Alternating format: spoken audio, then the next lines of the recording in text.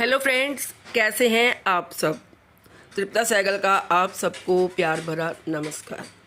दोस्तों, स्वागत है आपका आपके अपने चैनल अजब गजब संसार में। फ्रेंड्स, आज रविदास जयंती है। रविदास जयंती हर वर्ष माघ पूर्णिमा के दिन मनाई जाती है। गुरु रविदास जी ने समाज के लोगों को धर्म कर्म का असली अर्थ समझाया।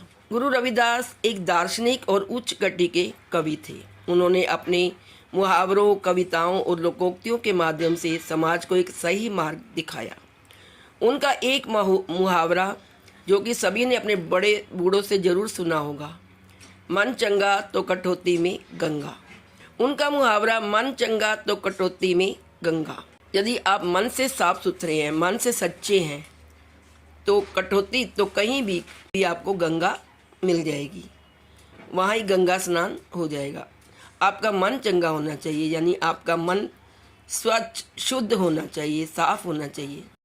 उन्होंने समाज में व्याप्त छुआछूत, ऊंच नीच जैसी कुरीतियों को ख़त्म करने के लिए समाज में जागरूकता फैलाई।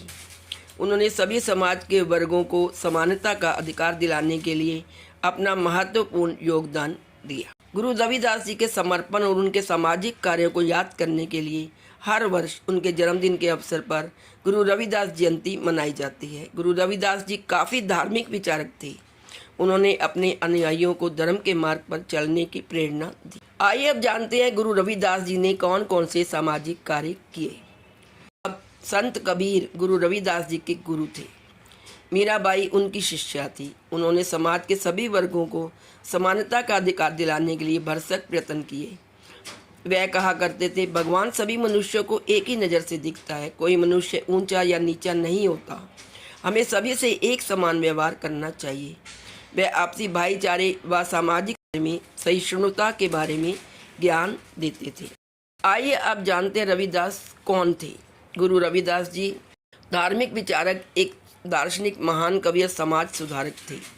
उनका जन्म 1376 ईस्वी को हुआ था। इनके पिता का नाम संतोष दास था और माता का नाम था कर्मा देवी। गुरु रविदास जी बचपन से ही काफ़ी बहादुर और भगवान की पूजा में विश्वास रखते थे, उसमें लीन रहते थे। इन्होंने अपनी शिक्षा पंडित शारदानंद गुरु जी से प्राप्त की थी।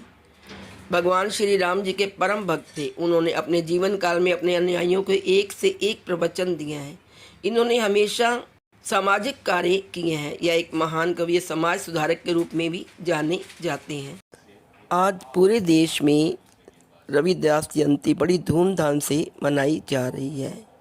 हमारे देश के प्राइम मिनिस्टर श्री नरेंद्र मोदी जी ने भी इस सेलिब्रेशन में भाग लिया और श्री संत रविदास जी का नमन किया। इस अवसर पर कई जगह पर लंगर चल रहे हैं।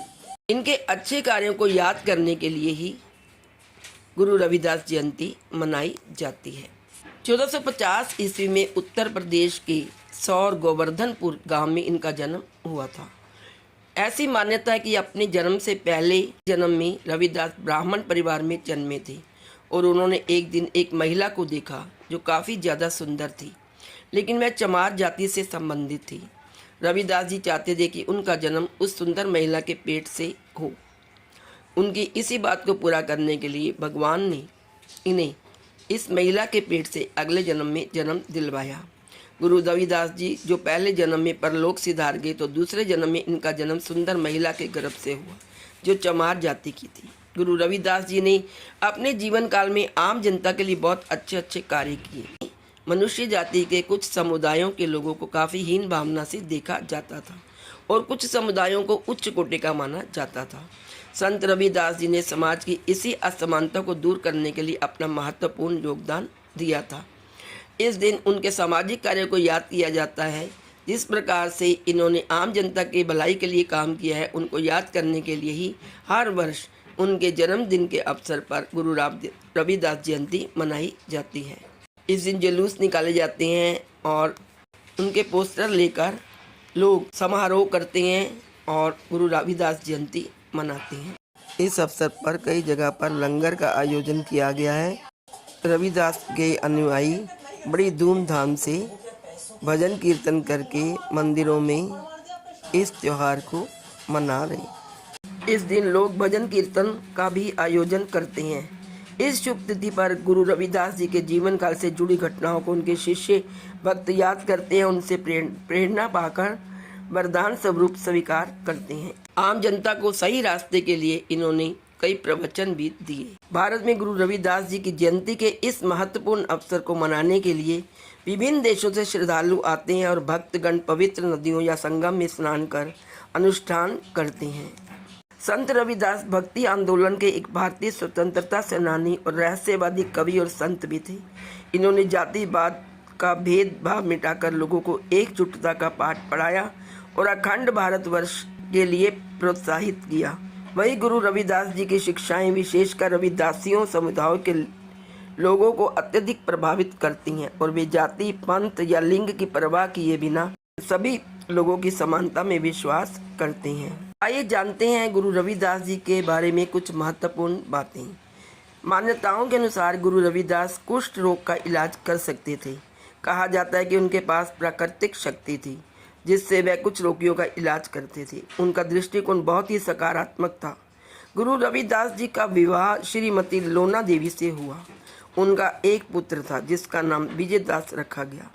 गुरु रविदास की भक्ति गीतों को सिख धर्म की पुस्तक गुरु ग्रंथ साहिब से भी जोड़ा गया। श्री गुरु संत रविदास जी 15वीं शताब्दी के दौरान भारत के एक महान संत, कवि, समाज सुधारक और ईश्वर के अनुयायी थे।